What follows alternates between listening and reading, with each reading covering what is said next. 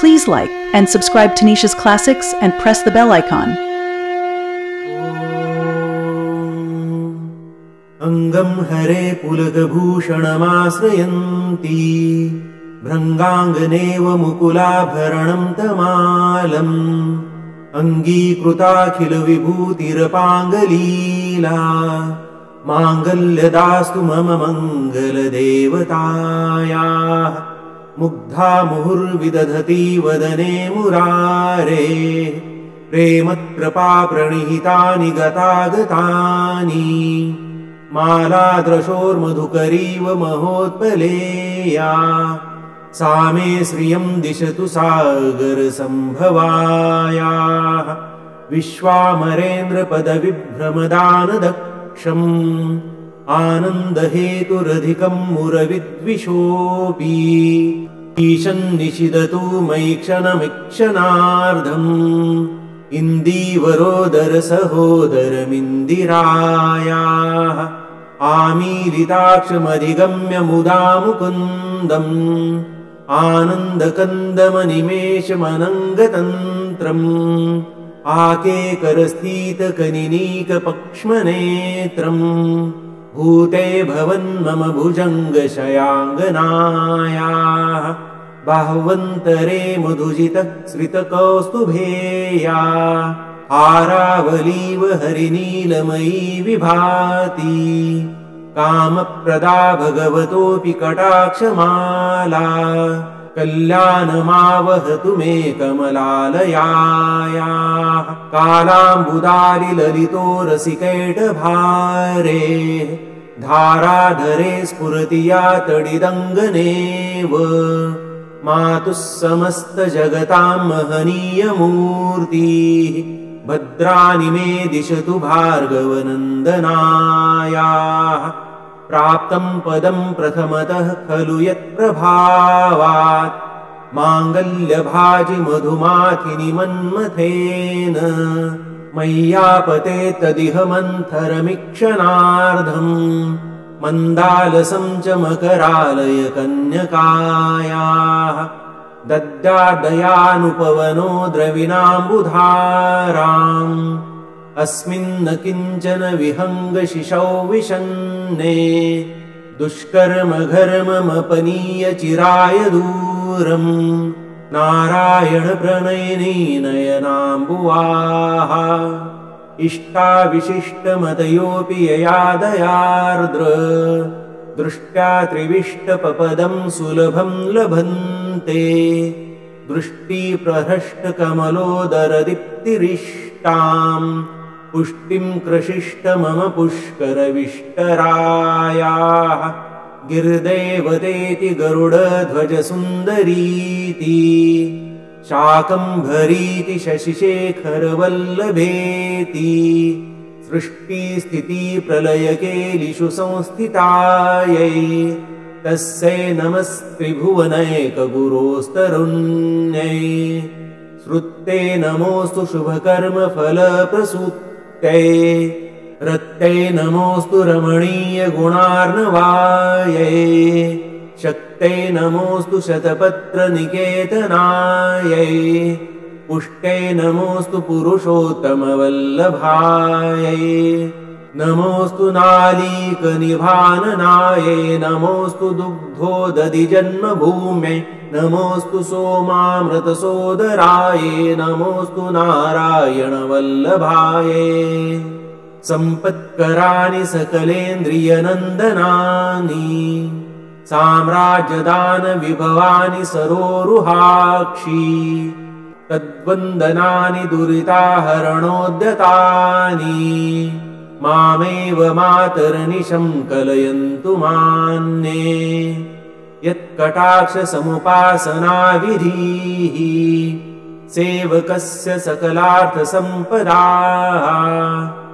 सन्तनोति वचनाङ्गमानसे त्वां मुरारिहृदयेश्वरीं भजे सरसिजनिलये सरोजहस्ते धवलतमांशुकगन्धमाल्यशोभे भगवति हरिवल्लभे मनोज्ञे त्रिभुवनभूतिकरि प्रसीद मह्यम् दिग्हस्तिभिः कनककुम्भमुखावसृष्ट स्वर्वाहिनि विमलचारुजलप्लुताङ्गिम् प्रातर्नमामि जगतां जननीमशेष लोकाधिनाथ गृहिणीममृताभिपुत्रीम् कमले कमलाक्षवल्लभे त्वं करुणापुरतरङ्गितैरपाङ्गेः अवलोकय माम किञ्चनानां प्रथमं पात्रमकृत्रिमं दयायाः स्तुवन्ति ये स्तुतिभिरमीभिरन्वहम् त्रयीमैत्रिभुवनमातरं रमाम् गुणाधिका गुरुतरभाग्यभागिनो भवन्ति ते भुवि बुधभाविताशयाः इति श्रीमच्छङ्कराचार्यकृत श्रीकनकधारास्तोत्रं सम्पूर्णम्। ॐ आदिलक्ष्मी नमस्तेस्तु परब्रह्मस्वरूपिणी यशो देहि धनं देहि सर्वकामांश्च देहि मे संतानलक्ष्मी नमस्तेस्तु पुत्रपौत्रप्रदायिनी पुत्रान् देहि धनं देहि सर्वकामांश्च देहि मे विद्यालक्ष्मी नमस्तेस्तु ब्रह्मविद्यास्वरूपिणी विद्यां देहि कलां देहि सर्वकामांश्च देहि मे धनलक्ष्मी नमस्तेस्तु सर्वदारिद्र्यनाशिनी धनं देहि श्रियं देहि सर्वकामांश्च देहि मे धान्यलक्ष्मी नमस्तेस्तु सर्वाभरणभूषिते धान्यं देहि धनं देहि सर्वकामांश्च देहि मे मेधालक्ष्मी नमस्तेस्तु कलिकल्मषनाशिनी प्रज्ञां देहि श्रियं देहि सर्वकामांश्च देहि मे गजलक्ष्मी नमस्तेस्तु सर्वदेवस्वरूपिणी अश्वांश्च गोकुलं देहि सर्वकामांश्च देहि मे धीरलक्ष्मी नमस्तेस्तु पराशक्तिस्वरूपिणी वीर्यं देहि बलं देहि सर्वकामांश्च देहि मे जयलक्ष्मी नमस्तेस्तु सर्वकार्यजयप्रदे जयं देहि शुभं देहि सर्वकामांश्च देहि मे भाग्यलक्ष्मी नमस्तेस्तु सौमङ्गल्यविवर्धिनी भाग्यं देहि श्रियं देहि सर्वकामांश्च देहि मे कीर्तिलक्ष्मी नमस्तेस्तु विष्णुवक्षस्थलस्थिते कीर्तिं देहि श्रियं देहि सर्वकामांश्च देहि मे आरोग्यलक्ष्मी नमस्तेस्तु सर्वरोगनिवारणी आयुर्देहि श्रियं देहि सर्वकामांश्च देहि मे सिद्धलक्ष्मी नमस्तेस्तु सर्वसिद्धिप्रदायिनी सिद्धिं देहि श्रियं देहि सर्वकामांश्च देहि मे सौन्दर्यलक्ष्मी नमस्तेस्तु सर्वालङ्कारशोभिते रूपं देहि श्रियं देहि सर्वकामांश्च देहि मे साम्राज्यलक्ष्मी नमस्तेस्तु भुक्तिमुक्तिप्रदायिनी मोक्षं देहि श्रियं देहि सर्वकामांश्च देहि मे मङ्गले मङ्गलाधारे माङ्गल्ये मङ्गलप्रदे मङ्गलार्थं मङ्गलेशी माङ्गल्यं देहि मे सदा सर्वमङ्गलमाङ्गल्ये शिवे सर्वार्थसाधिके शरण्ये त्र्यम्बके देवी नारायणी नमोऽस्तुते शुभं भवतु कल्याणी आयुरारोग्यसम्पदां मम शत्रुविनाशाय दीपज्योति नमोऽस्तुते दीपज्योति नमस्तेस्तु दीपज्योति नमोऽस्तुते दीपज्योति नमोऽस्तुते दीपज्योति नमोऽस्तुते। अथ श्री अष्टलक्ष्मी स्तुतिः रथमध्यामश्वपूर्वां गजनाद प्रबोधिनीं साम्राज्यदायिनीं देवीं गजलक्ष्मीं नमाम्यहं धनमग्निर्धनं वायु धनं भूतानि पञ्च च प्रभुतैश्वर्यसन्धात्रीं धनलक्ष्मीं नमाम्यहं पृथ्वीगर्भसमुद्भिन्न नानाव्रीहिस्वरूपिणीं पशुसम्पत्स्वरूपां च धान्यलक्ष्मीं नमाम्यहं न मात्सर्यं न च क्रोधो न भीतिर्न च भेदधी यद्भक्तानां विनीतानां धैर्यलक्ष्मीं नमाम्यहं पुत्रपौत्रस्वरूपेण पशुभृत्यात्मना स्वयं सम्भवन्ती च सन्तानलक्ष्मीं देवीं नमाम्यहं नानाविज्ञानसन्धात्रीं बुद्धिशुद्धिप्रदायिनीम् अमृतत्वप्रदात्रीं च विद्यालक्ष्मीं नमाम्यहं नित्यसौभाग्यसौशील्यं वरलक्ष्मीं ददाति या प्रसन्नां स्त्रेण सुलभाम् आदिलक्ष्मीं नमाम्यहं सर्वशक्तिस्वरूपां च सर्वसिद्धिप्रदायिनीं सर्वेश्वरीं श्रीविजयलक्ष्मीं देवीं नमाम्यहम् अष्टलक्ष्मीं समाहार स्वरूपां तां हरिप्रियां मोक्षलक्ष्मीं महालक्ष्मीं सर्वलक्ष्मीं नमाम्यहं दारिद्र्यदुःखहरणं समृद्धिमपि सम्पदां सच्चिदानन्दपूर्णत्वम् अष्टलक्ष्मी स्तुतेर्भवेत्। अथ सप्तश्लोकी दुर्गा। शिव उवाच देवी त्वं भक्तसुलभे सर्वकार्यविधायिनी कलौ हि कार्यसिद्ध्यर्थमुपायं ब्रूहि यत्नतः। देवी उवाच शृणुदेव प्रवक्ष्यामि कलौ सर्वेष्टसाधनं मया तवैव स्नेहेनाप्य अम्बास्तुतिः प्रकाश्यते। ॐ अस्य श्रीदुर्गा सप्तश्लोकी स्तोत्रमहामन्त्रस्य नारायण ऋषिः अनुष्टुभादिनि छन्दांसि श्रीमहाकाली महालक्ष्मी महासरस्वत्यो देवताः श्रीदुर्गा प्रीत्यर्थं सप्तश्लोकी दुर्गा पाठे विनियोगः। ज्ञानीनामपि चेतांसि देवी भगवती हि सा बलादाकृष्य मोहाय महामाया प्रयच्छति। दुर्गे स्मृता हरसि भीतिमशेषजन्तोः स्वस्थे स्मृता मतिमतीव शुभां ददासि। दारिद्र्यदुःखभयहारिणी का त्वदन्या सर्वोपकारकरणाय सदार्द्रचित्ता। सर्वमङ्गलमाङ्गल्ये शिवे सर्वार्थसाधिके शरण्ये त्र्यम्बके गौरी नारायणि नमोऽस्तुते। शरणागतदीनार्तपरित्राणपरायणे सर्वस्यार्तिहरे देवी नारायणि नमोऽस्तुते। सर्वस्वरूपे सर्वेशे सर्वशक्तिसमन्विते भयेभ्यस्त्राहिनो देवी दुर्गे देवी नमोऽस्तुते। रोगानशेषानपहंसि तुष्टारुष्टा तु कामान् सकलानभीष्टान् त्वामाश्रितानां न विपन्नराणां त्वामाश्रिता ह्याश्रयतां प्रयान्ति।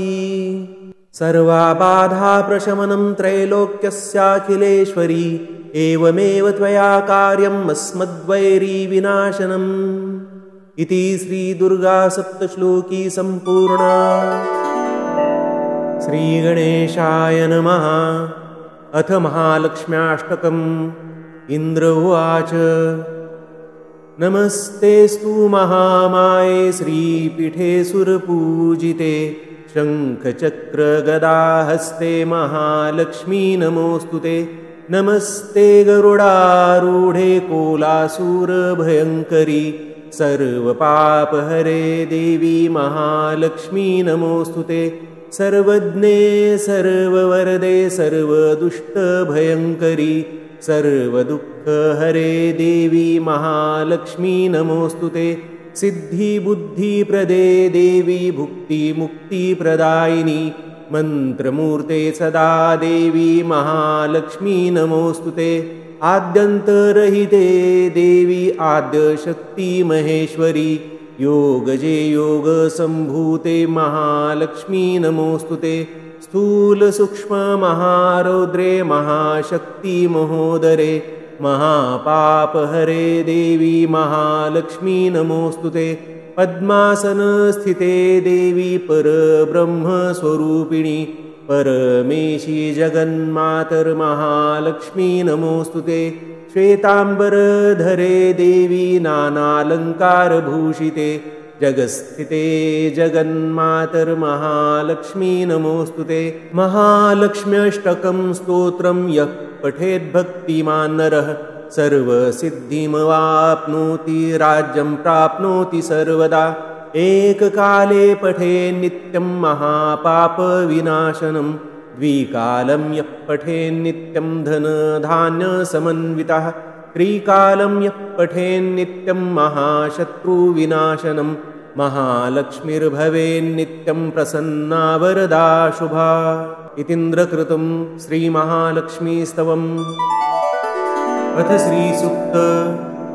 ॐ हिरण्यवर्णां हरिणीं सुवर्णरजतस्रजां चन्द्रां हिरण्मयीं लक्ष्मीं जातवेदो म आवह तां म आवह जातवेदो लक्ष्मीमनपगामिनीं यस्यां हिरण्यं विन्देयं गामश्वं पुरुषानहम् अश्वपूर्वां रथमध्यां हस्तिनादप्रबोधिनीं श्रियं देवीमुपभये श्रीर्मार्दैर्विर्जुषतां कां सुस्मितां हिरण्यप्राकाराम् आर्द्रां ज्वलन्तीं त्रत्तां तर्पयन्तीं पद्मे स्थितां पद्मवर्णां तामिहोपभये श्रियं चन्द्रां प्रभासां यशसा ज्वलन्तीं श्रियं लोके देवजुष्टामुदारां तां पद्मिनीं शरणमहं प्रपद्ये अलक्ष्मीर्मे नश्यतां त्वां रणे। आदित्यवर्णे तपसोऽधिजातो वनस्पतिस्तव वृक्षोऽथ बिल्वः तस्य फलानि तपसा नुदन्तु मायान्तरायाश्च बाह्या अलक्ष्मी। उपैतु मां देवसखः कीर्तिश्च मनिनासः प्रादुर्भूतोऽस्मि राष्ट्रेऽस्मिन् कीर्तिमृद्धिं ददातु मे। क्षुत्पिपासामलां ज्येष्ठाम् अलक्ष्मीं नाशयाम्यहम् अभूतिमसमृद्धिं च सर्वां निर्णुद मे गृहात्। गन्धद्वारां दुराधर्षां नित्यपुष्टां करीषिणीम् ईश्वरीं सर्वभूतानां तामिहोपभये श्रियं मनसः काममाकूतिं वाचः सत्यमशीमहि पशूनां रूपमन्नस्य मयि श्रीस्त्रयतां यशः। कर्दमेन प्रजा भूता मयि सम्भव कर्दम श्रियं वासय मे कूले मातरं पद्ममालिनीम् आपः सृजन्तु स्निग्धानि चिक्लितवसमे गृहे निचदेवीं मातरं श्रियं वासय मे कुले। आर्द्रां पुष्करिणीं पुष्टिं पिङ्गलां पद्ममालिनीं चन्द्रां हिरण्मयीं लक्ष्मीं जातवेदो म आवह। आर्द्रां यक्करिणीं यष्टिं सुवर्णां हेममालिनीं सूर्यां हिरण्मयीं लक्ष्मीं जातवेदो म आवह तां म आवह जातवेदो लक्ष्मीमनपगामिनीं यस्यां हिरण्यं प्रभूतं गावो दासोऽश्वान् विन्देयं पुरुषानहम्। यः शुचिप्रयतो भूत्वा जुहुयादाज्यमन्वहं श्रियः पञ्चदशर्चं च श्रीकाम सततं जपे। अथ फलश्रुति। पद्मानने पद्मौरुपद्माक्षी पद्मसम्भवे त्वं मां भजस्व पद्माक्षी येन सौख्यं लभाम्यहम्। अश्वदायी गोदायी धनदायी महाधने धनं मे जुषतां देवी सर्वकामांश्च देहि मे। पुत्रपौत्रं धनं धान्यं हस्त्यश्वादिगवे रथं प्रजानां भवसी माता आयुष्मन्तं करोतु मां। धनमग्निर्धनं वायुर्धनं सूर्यो धनं वसुः धनमिन्द्रो बृहस्पतिर्वरुणं धनमश्नुते। वैनतेयं सोमं पिबतु वृत्रः सोमं धनस्य सोमीनो मह्यं ददातु सोमिनः। न क्रोधो न च मात्सर्यं न लोभो नाशुभामतिः भवन्ति कृतपुण्यानां भक्तानां श्रीसूक्तं जपे सदा। वर्षन्तु ते विभावरी दिवो अभ्रस्य विद्युतः रोहन्तु सर्वबीजान्यव ब्रह्मद्विषो जहि। पद्मप्रिये पद्मिनी पद्महस्ते पद्मालये पद्मदलायताक्षी विश्वप्रिये विष्णुमनोनुकूले त्वत्पादपद्मं मयि सन्निधस्व। या सा पद्मासनस्था विपुलकटितटी पद्मपत्रायताक्षी गम्भीरावर्तनाभिः स्तनभरदमिता शुभ्रवस्त्रोत्तरीया। लक्ष्मीर्दिव्यैर्गजेन्द्रैर्मणिगणखचितैः हेमकुम्भैः नित्यं सा पद्महस्ता मम वसतु गृहे सर्वमाङ्गल्ययुक्ता। लक्ष्मीं क्षीरसमुद्रराजतनयां श्रीरङ्गधामेश्वरीं दासीभूतसमस्तदेववनितां लोकैकदीपाङ्कुरां श्रीमन्मन्दकटाक्षलब्धविभवब्रह्मेन्द्रगङ्गाधरां त्वां त्रैलोक्यकुटुम्बिनीं सरसिजां वन्दे मुकुन्दप्रियां सिद्धलक्ष्मीर्मोक्षलक्ष्मीर्जयलक्ष्मीः सरस्वती श्रीलक्ष्मीर्वरलक्ष्मीश्च प्रसन्ना मम सर्वदा वराङ्कुशोपाशमभीतिमुद्रां करैर्वहन्तीं कमलासनस्थां बालार्ककोटिप्रतिभां त्रिनेत्रां भजेऽहमाद्यां जगदीश्वरीं तां सर्वमङ्गलमाङ्गल्ये शिवे सर्वार्थसाधिके शरण्ये त्र्यम्बके देवी नारायणि नमोऽस्तु ते सरसिजनिलये सरोजहस्ते धवलतरांशुकगन्धमाल्यशोभे भगवति हरिवल्लभे